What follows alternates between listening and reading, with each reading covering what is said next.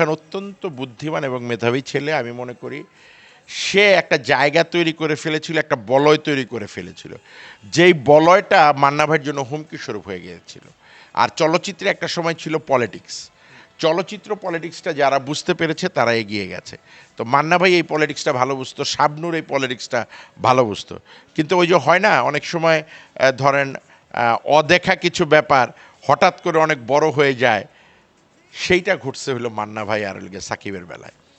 যে সাকিব ভিতরে ভিতরে যে এত বড় একটি বলয় তৈরি করে ফেলেছে, যে বলয়টি মান্না ভাইয়ের জন্য এসে হুমকি স্বরূপ হয়ে যাবে, এটা মান্না ভাই বুঝতে পারে নাই। আর যতদিনে বুঝতে পারছে ততদিনে অনেক দেরি হয়ে গেছে।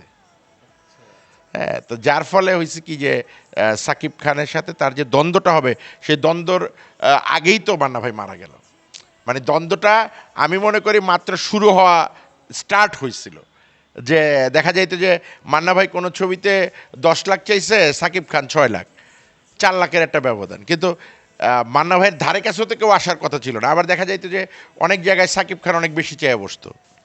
তো এই যে কাছাকাছি চলে আসা, এইটা যখন মান্না ভাই বুঝতে পারছে, ততক্ষণে তো তার হার্টে প্রবলেম ধরা পড়লো। ওই সময়ের একটি শোনা কথা যে মান্না ভাই নাকি হচ্ছে গিয়ে 7 লাখ নিত, আর সাকিব খান নাকি হচ্ছে গিয়ে 10 লাখ চেয়ে বসছিল, যে সাকিব খানকে 10 লাখ দিতে হবে। এই হচ্ছে গিয়ে মান্না ভাইয়ের মাথা নষ্ট হয়ে গেছিল যে হায় হায়, এখন যদি এত কিছুর পর আবার আমি রিং পরি, তাহলে তো আমি অ্যাকশন ছবি করতে পারবো না। এটা শোনা কথা, আমি ডাউন খেয়ে যাব। ডাউন খেয়ে যাবে, এটা শোনা কথা। হ্যাঁ, তো তখনের নাকি এইটাও একটা কারণ যে মান্না ভাই রিং পড়তে চায় নাই আর কি, যে আরও একটা বছর সে কাজ করতে চাইছে। তো এগুলো সব শোনা কথা, জানি না। কিন্তু আমার মনে হয় না যে, কারণ কোনো সময় আমি দেখি নাই যে মান্না ভাই সাকিবের সাথে খারাপ ব্যবহার করছে, আর সাকিবও মান্না ভাইয়ের সাথে খারাপ ব্যবহার করছে। শিবা শানু ভাই একটা ইন্টারভিউ দিয়েছে, ইন্টারভিউতে বলেছে যে স্বয়ং শিবা শানু ভাইকেই মান্না ভাই বলছে যে নেক্সট সুপারস্টার শাকিব খান হবে, কিন্তু শাকিব খানকে বিট করে যাওয়ার মতো কোনো নায়ক ইন্ডাস্ট্রিতে থাকবে না। জি, জি, জি টিভিতে ইন্টারভিউ দিয়েছে। এই জিনিসটা কেমন দেখবেন? আসলে শিবা শানুর সাথে মান্না ভাইয়ের কিন্তু অনেক ভালো সম্পর্ক ছিল, এটা সত্য কথা। এটা আমি, মান্না ভাইয়ের সাথে? হ্যাঁ, মান্না ভাইয়ের সাথে এটা আমি দেখছি। আমি শিবা শানুকে পাইছি হচ্ছে গিয়ে অ্যাজ এ ডাবিং আর্টিস্ট। সেই সময় সে টুকটাক হয়তো কয়েকটা ছবিতে অভিনয় করছে, কিন্তু আমি ঢুকার কিছুদিন পরে আমি তাকে পূর্ণাঙ্গ রূপে আর্টিস্ট পাইছি।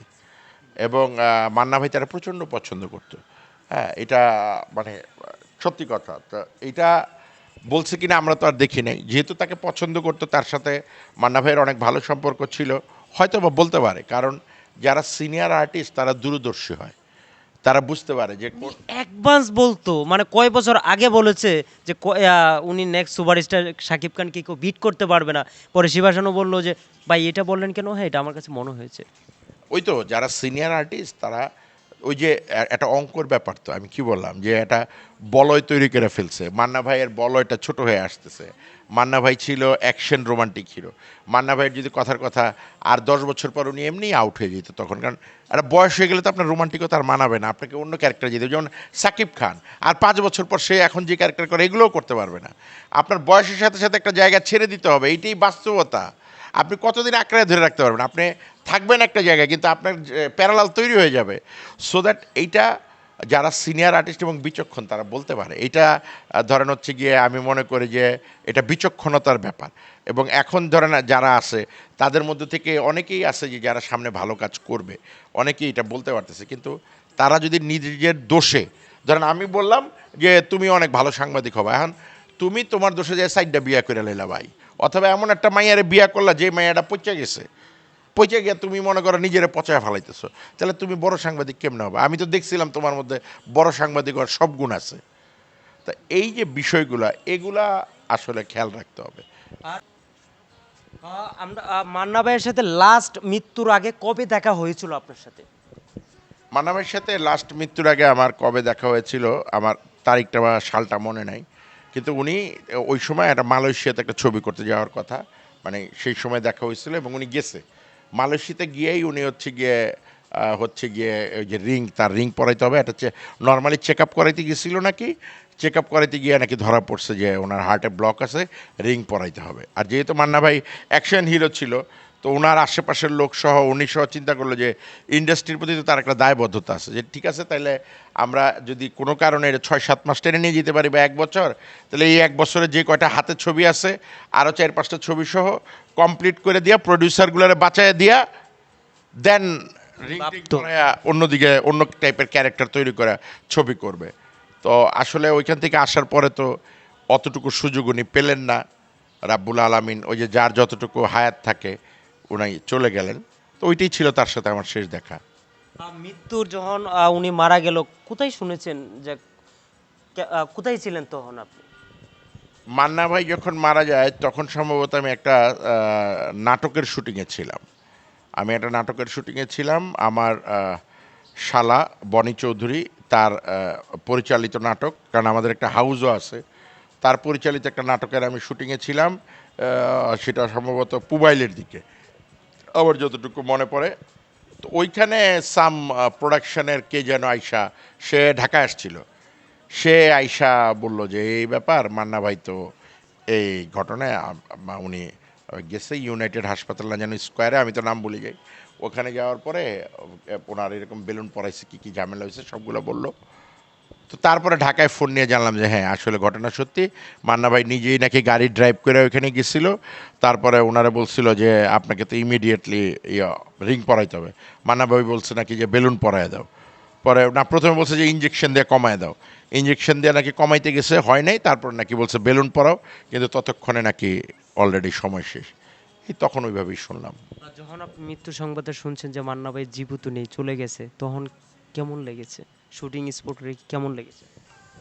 আসলে এই লাগাটা কাছের মানুষরা যখন চলে যায়, এই লাগাটা আসলে ব্যক্ত করা যায় না যে কেমন লেগেছে। হঠাৎ করে কেমন যেন মনে হয় যে মানে শরীরের এক পাশ অবশ হয়ে যায়। যে কোনো কাছের মানুষ, ধরেন অঞ্জনা আপা যখন গেল, প্রবীরদার সাথে আমার অনেক স্মৃতি আছে, প্রবীরদা যখন চলে গেল, হ্যাঁ মনে হয় যে হঠাৎ কেমন যেন এক পাশ অবশ হয়ে গেল। বুকের মাঝখান থেকে হঠাৎ করে কেমন যেন এক পাশে এরকম কামড় দেয় আর কি, চিলিক মারে।